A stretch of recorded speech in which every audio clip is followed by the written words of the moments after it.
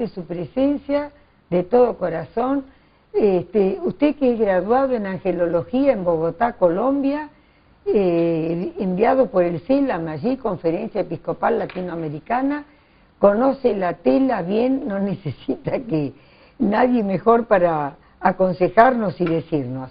La pregunta que nos traen hoy es, si todo, partiendo de la base de todo lo que usted nos planteó sobre los ángeles, que surge de la Biblia, las tradiciones, los angelólogos que han escrito libros sobre ellos, todo esto, ¿cuál debe ser en consecuencia nuestro trato con ellos? Me parece muy buena la pregunta, porque eso sería una forma de resumir todo cuanto hemos hablado sobre los ángeles. Bien, los que peinamos canas y ya de cabellera no podemos hablar. Entonces no las peinamos. Alguna vez fuimos jóvenes, ¿no? Entonces no las peinamos. Y en aquella época, cuando éramos jóvenes, allá lejos y hace tiempo, existía la era que se llamaba de la modernidad. ¿Qué era la modernidad? No había un joven que no tuviera una ideología, o de derecha, o de izquierda, o de religión, o ateo, o agnóstico, extremista, filántropo. Todos tenían ideales. Cada loco con su tema. Efectivamente. En cambio, vino esta época que se llama de la posmodernidad. Aquella era la modernidad y ahora es la posmodernidad. ¿Y la posmodernidad qué nos muestra? Bueno, que las ideologías tienden a desaparecer. Es muy difícil encontrar alguno que se juegue por la derecha, por la izquierda, etcétera, Se juegan por el bolsillo ahora. Efectivamente. La especulación, a ver qué ventaja saco mayor en este campo o en el otro. Efectivamente. ¿Dónde recojo más? Entonces, ellos, digamos, hoy, sin embargo, se está notando un retorno a lo religioso. Solo que esto religioso, si me exige sacrificio, no, yo no practico la religión, si me vienen con cosas, con obligaciones, no. Es decir, hay una religión light, esa sería la era postmoderna.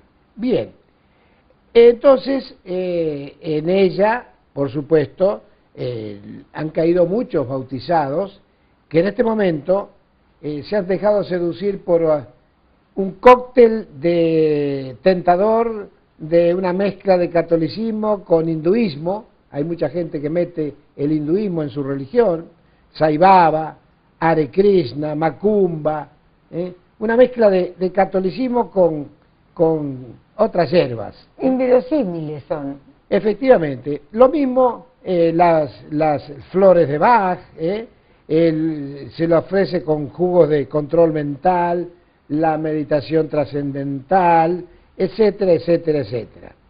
Asimismo, hoy día se presenta en bandeja para hacer caer a los incautos, a los cándidos, salsas de carta astral, espiritismo, alquimia, reencarnación. Yo recuerdo cuando decía el padre Leonardo Castellani, el viejo profesor, cada vez que muere un sonso queda la sonsa embarazada.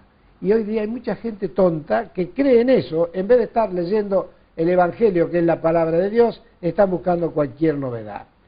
Bien, precisamente la antítesis de todo lo que vengo diciendo son los ángeles. Y acá va la respuesta que usted me había formulado. Los ángeles. Veamos por qué. La primera guerra en la historia fue contra Dios y la declararon los ángeles que se rebelaron contra Dios. Que no quisieron servirlo. Que no quisieron servir a Dios y quisieron independizarse de Dios. ¿Y a dónde fueron a parar? Bueno, ahí viene a dónde fueron a parar.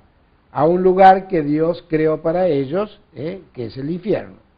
Y entonces esos ángeles rebeldes, pues se quisieron vengar de Dios. Recuerdo aquel viejo poema también de aquel viejo profesor mío, que decía: Dios hizo el cielo y el rayo, hizo el sol, hizo la estrella, hizo la pampa sin huella, hizo al toro y el caballo, hizo al hombre y aquí callo porque fue su obra mejor, pero el mandinga traidor conoció que era de barro, pecó el hombre, rompió un carro y se le enojó el Creador. Una cosa muy linda que está demostrando lo que es el pecado original. Por eso ellos quisieron, los demonios, vengarse de Dios, haciéndolo, tentándolos a Adán y a Eva, con lo de la manzana famosa, y cayeron como chorlitos. Pero yo siempre pensé, al referirme a ese pasaje de la Biblia, cuando lo he meditado en retiros espirituales o en otras circunstancias, que a lo mejor, es una hipótesis, ¿no? Son cosas que uno piensa, ¿qué hubiera pasado si en vez de decir, Adán, la mujer que me diste por compañera, porque era un equivalente a decirle, vos me hiciste meter la pata por la compañera que me diste? Si no me hubieras dado esa compañera, a lo mejor acá no hubiera pasado nada. En vez de haberle pedido humildemente perdón, ella, en vez de hacer lo mismo, no, el fardo al vecino fue la serpiente, pero tampoco ella se tiró a los pies a pedir perdón como tendría que haberlo hecho. Y quién sabe lo que hubiera pasado. Pero el hecho es que le fueron tirando el fardo al vecino y por estupidez y por soberbia, porque quisieron conocer el mal, bueno, ahí tenés, mijito, infidelidad. Y cuando la gente dice, ¿y por qué me la tengo que ligar yo porque mi padre Adán haya metido la pata? Y nosotros tuvimos, cuando éramos chicos en casa, una familia muy amiga, muy allegada a mis abuelos, que eran tenían un patrimonio descomunal, pero el único hijo era muy burrero. Murió el abuelo y a los 90 días no les quedaba una sola propiedad. Parece cosa de mandinga, pero fue cierto. Y bueno, ¿y cómo va a heredar uno un patrimonio que los antepasados perdieron? Y que lo perdieron voluntariamente, y que lo perdieron por estúpidos. Efectivamente. Entonces he tratado de buscarle la vuelta para ver si lo podía entender desde el punto de vista humano, por más que es ridículo que uno no es nadie para pretender. ¿Quién soy yo? Dice San Pablo, para que soy humano, para poder entender lo que está, ¿no? Así es, y por eso, como los ángeles no son burreros, no lo favorecieron a ese individuo. Claro. Bien. Bueno, al renglón seguido de esto que venimos comentando, que es el pecado original, ¿qué pasó? Bueno, el ser humano quedó en inferioridad de condiciones a raíz de ese pecado. Dios lo podía haber abandonado, no nos abandonó, nos prometió que nos mandaría un Redentor, un Salvador, y es acá donde valdría la pena más adelante que nos refiramos a la presencia de Jesús, ¿no?, entre nosotros, que vino a enseñarnos todas estas cosas que estamos comentando, las hemos aprendido de Él en su vida durante sus 33 años que pasó sobre la tierra.